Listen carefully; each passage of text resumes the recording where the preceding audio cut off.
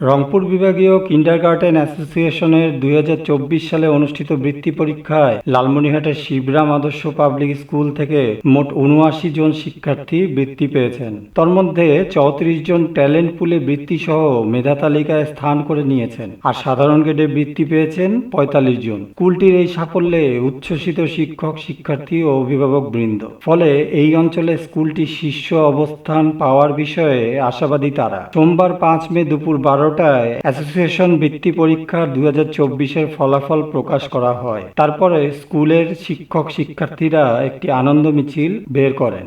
পরে স্কুলটির পরিচালক কৃতকার্য শিক্ষার্থীদের ফুলেল শুভেচ্ছা জানান ও তাদের মিষ্টি খাওয়ান। এ সময় উপস্থিত ছিলেন সকল শিক্ষক, শিক্ষার্থী সহ অভিভাবক বৃন্দ। তারা সে সময় করতালি দিয়ে তাদেরকে অভিনন্দন জানান। অভিভাবকরা জানান, শিক্ষকদের আন্তরিকতা ও সহযোগিতায় এই ফলাফল করা সম্ভব হয়েছে। তারা স্কুল কর্তৃপক্ষের কাছে কৃতজ্ঞ।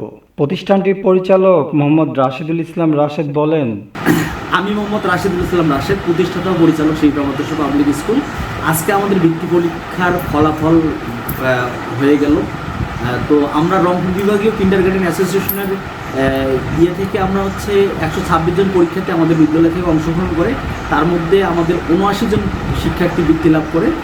আর এই বৃত্তি লাভের পিছনে আসলে আমাদের শিক্ষক কর্মচারীদের অক্লান্ত পরিশ্রম এবং যে আমাদের ম্যানেজিং কমিটির সুদক্ষ যে পরিচালনা, এইটাই মূলত মূল ভূমিকা।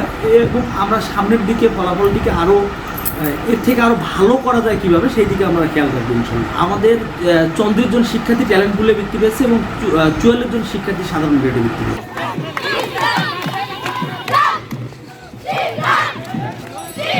দৈনিক আজকের বাংলা .net